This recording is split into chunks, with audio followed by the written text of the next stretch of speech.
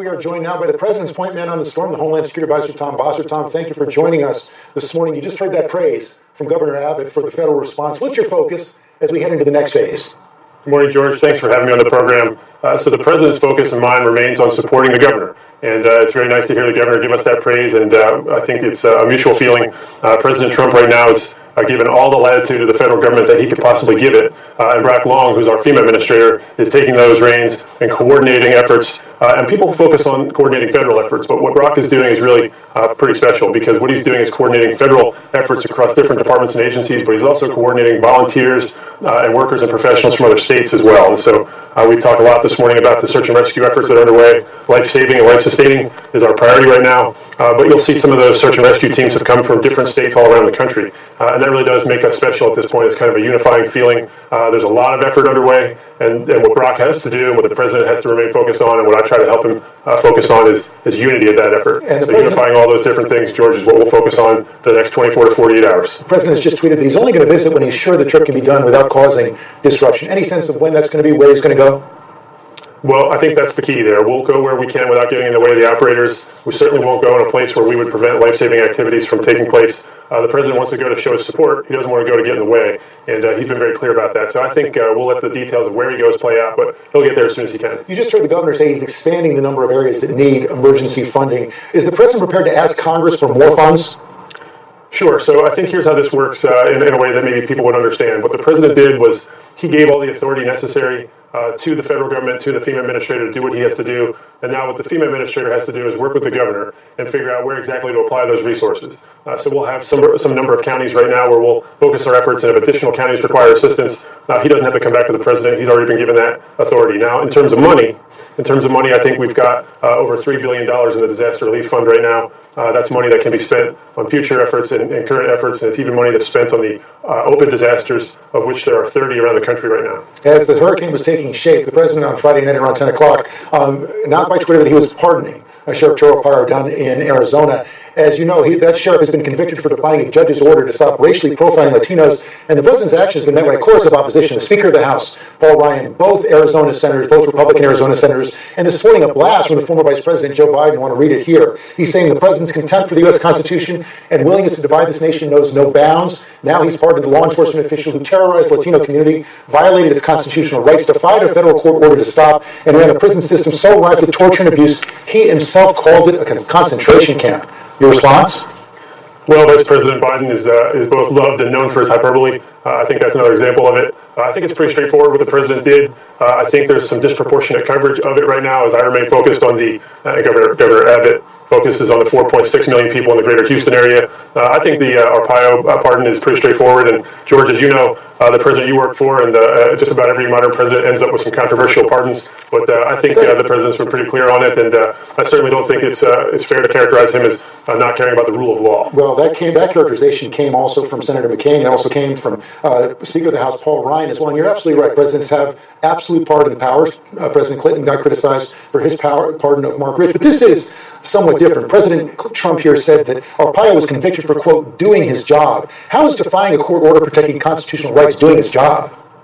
Well, I don't know the particulars of the court order, but as I understand it, it was a contempt order and not an issue of his job or not his job. I really don't know the details of it, but I do know the president's been pretty clear about his defense of it and his decision. I'm pretty certain, too, George, that this is not something that's going to threaten our constitutional order.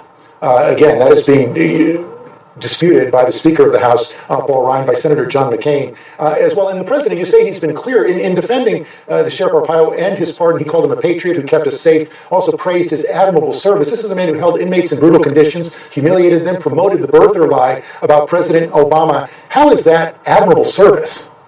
Well, I'm sure those are all assertions that you're much more familiar with than me, but I'm right now focused on not only the 4.6 million people in the Houston area, but the millions of people around the country who are trying to bring together, outside of these divisive political questions, their efforts and their prayers to help those people who are in need. So my guess is that not too many people care about this one guy right now. I recognize. They care about the millions of guys that are worried about their homes. And you have been praised for the work you're doing on the flood, but you're also the advisor of Homeland Security. Sheriff Arpaio's actions come within the realm of Homeland Security. I'm asking, how can you call the actions laid out by Sheriff Arpaio contempt of court, something he's shown no remorse for, admirable service?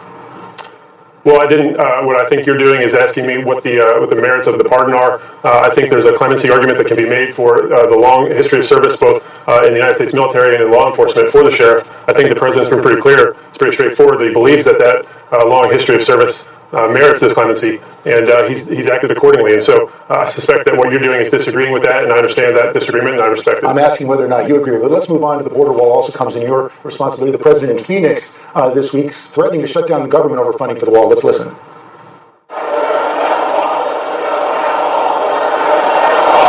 Build that wall. Now, the obstructionist Democrats would like us not to do it, but believe me, we have to close down our government. We're building that wall. Now, the president promised repeatedly during the campaign that Mexico is going to pay for that wall. So why should the government shut down over a wall that Mexico is supposed to pay for? Yeah, I think the key here is that the funding for the wall that has to come now, the immediate funding for this capital project, has to come through this appropriations process. The means and mechanisms for reimbursing our fisc and to making some agreement with the Mexicans can come through other forms. I think the president has alluded to that on a number of occasions. But I think what's important here is that the wall works. I recently said that words matter and walls work. And I said that for a reason. Just before that speech that you played, George, we had visited the Yuma sector where a wall was built and a barrier was constructed in 2006, I believe, or starting then. And the results have been pretty indisputable in terms of the reduced number of border crossings.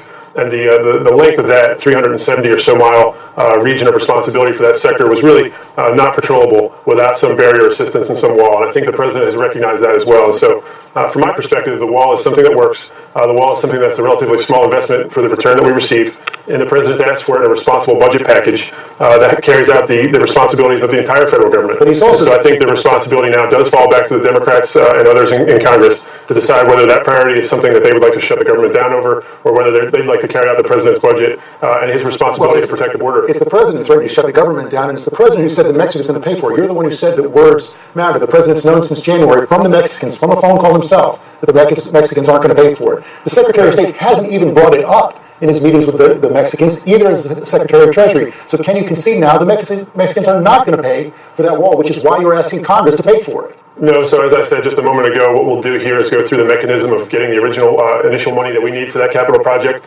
from Congress through an appropriations process, and we'll responsibly construct a barrier on the border.